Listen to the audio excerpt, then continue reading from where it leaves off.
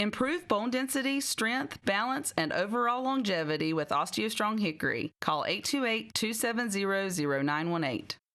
With your look at local sports for WHKY News, I'm Jason Savage. We start with the Lenoir-Rhyne women's lacrosse team, who won in dominating fashion at home against Catawba yesterday, 19-3. Bears were actually down 1-0 before scoring the next 15 goals.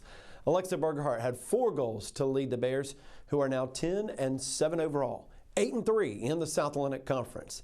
Now, despite that 8-3 South Atlantic Conference record, they're still the number 5 seed in the South Atlantic Conference tournament. They will face 4th-seeded Anderson on the road Saturday in the opening round of the South Atlantic Conference tournament. Lenoir-Rhyne men's lacrosse blew out Catawba 23-9 at home yesterday. Leading the way for the Bears, Jarrett Huff. He ended up with 2 goals and 4 assists in the win for the Bears. LR now 13-2 overall, 8-2 in the South Atlantic Conference. Now the South Atlantic Conference tournament will begin this weekend.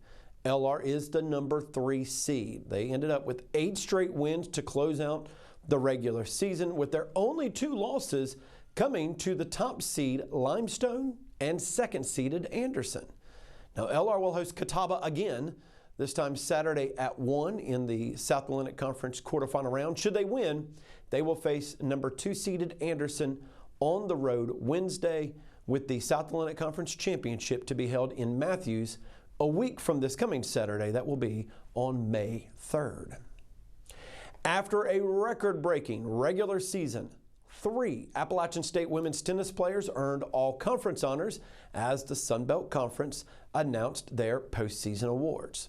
Junior Savannah Danamaskell was named to the all-conference first team for singles play, while sophomore Naledi Manube earned second-team singles honors. Additionally, the duo of Danamaskell and Taya Powell secured a spot on the all-Sunbelt Conference doubles second team.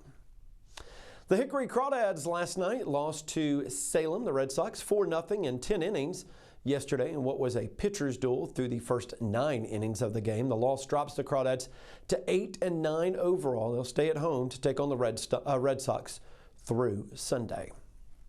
Now, Lenoir-Rhyne lacrosse teams aren't the only teams competing in the opening round of the South Atlantic Conference tournaments this coming weekend. Lenoir-Rhyne softball will be the number 2 seed in the South Atlantic Conference tournament that begins tomorrow.